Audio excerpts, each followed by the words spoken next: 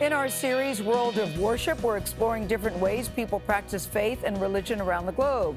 Today, we're taking a look at one of the fastest growing religions in the world, the Baha'i Faith. There are now more than 100,000 Baha'i communities worldwide. CBS This Morning's Saturday co-host, there she is, Dana Jacobson. Hey, Dana, recently visited one in Wilmette, Illinois. So the question is, Dana, what's the heart of this religion? Well, Gail, the one word that we kept hearing to describe the Baha'i Faith was unity. In Arabic, it means follower of glory. It was founded in 1844 in Iran, and the religion teaches the oneness of all world religions with principles that seem universal.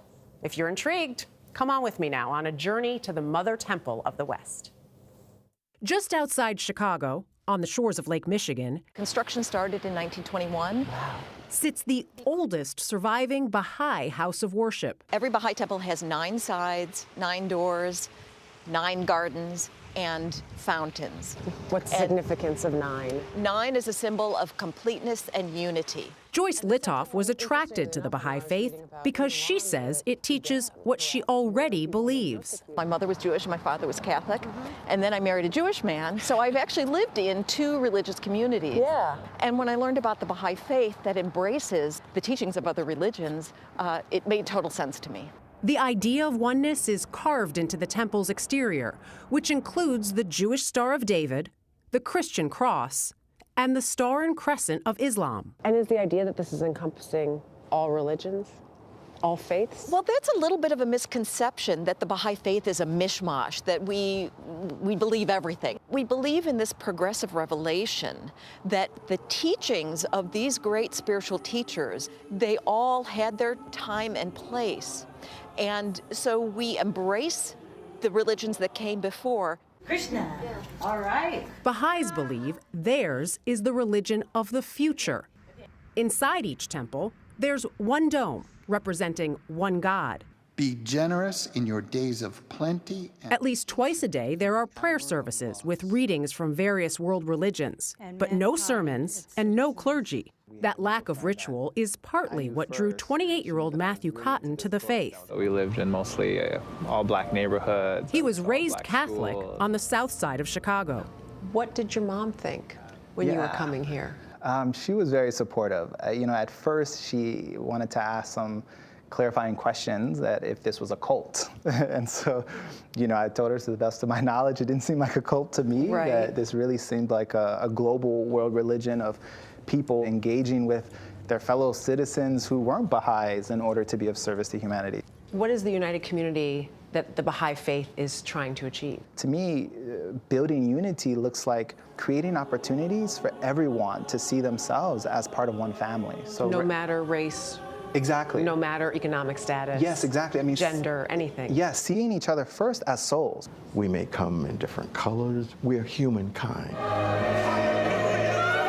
Music director Van Gilmer has been working toward racial justice since the Civil Rights era.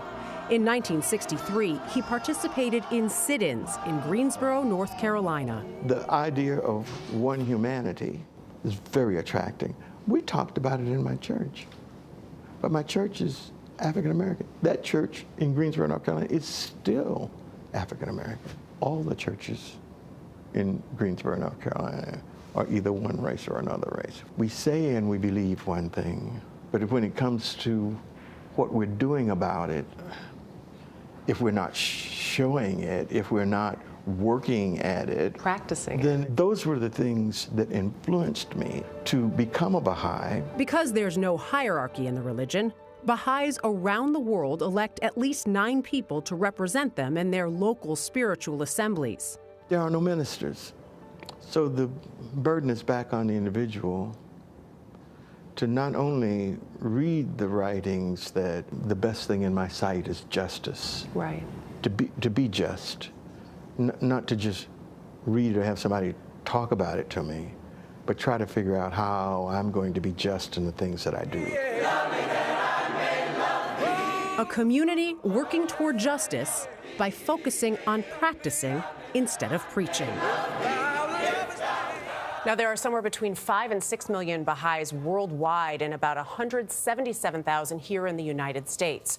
There are 8 continental Baha'i temples, making it the second most geographically diverse religion in the world, and that's behind Christianity. Those temples are really stunning. They're beautiful. Yeah, They're all really beautiful. A lot of architects, apparently, in the faith. I knew nothing about it. That was very interesting, Dana, to bring us the details of it. I like what he said. One humanity is very attractive. And he was talking about in the 60s, he told us all these stories about, obviously, he's a black man in North Carolina at the time, and white and black together at a time where that didn't happen. He would see a white family show up and would think, why are they here and what is going on? So this has been their message from the beginning, that idea of unity.